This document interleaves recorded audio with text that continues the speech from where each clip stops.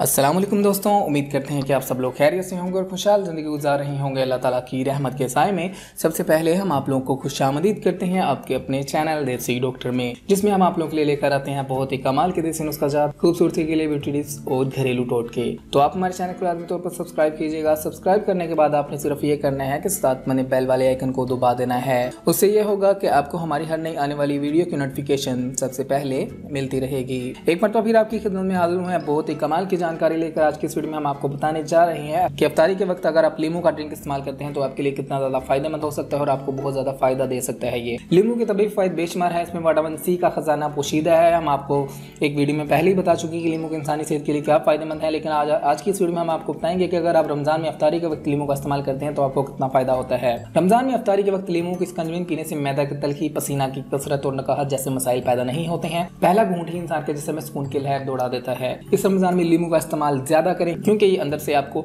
Energy फराहम करता है, जो कि सारा दिन में रोजे की वजह से आपके जिस्म में नमकियात की कमी हो जाती है, वो आपकी पूरी करता है लीमू का इस्तेमाल। और इसके अलावा ये आपको बहुत सारी बीमारियों से बचाने में बहुत ज्यादा मावन साबित होता है। जैसा कि हम सब जानते हैं कि लीमू को स्कंजवीन बनाने के लिए सिर्फ लीमू का रस का इस्तेमाल किया जाता है, लेकिन लीमू का जो छिलका होता है इसे फेंक दिया जाता है। लेकिन अगर आपको बताएं कि लीमू के छिलके में कितने ज्यादा फायदे हैं, आप इसका छिलका कभी नहीं फेंकेंगे। आप लीमू को पूरे लीमू को काट कर ब्लेंडर में डाल दें और इसको अच्छे तरीके से ब्लेंड करें। और ब्लेंड करने के बाद आपने किसी भी छाननी से लेकर इसे साफ करके रस निकाल लेना है और बाकी चीजें जो होती हैं उसे वेस्ट कर देना है और इसे स्कंजवीन में इस्तेमाल कर लेना है। ये आपके लिए बहुत से ज्यादा फायदेमंद होगा। ये आपके जिस्म में तमाम गुज़ाई ज़रूरियात फराहम करता है जो कि आपके जिस्म के लिए जरूरी होती हैं रोजे के बाद।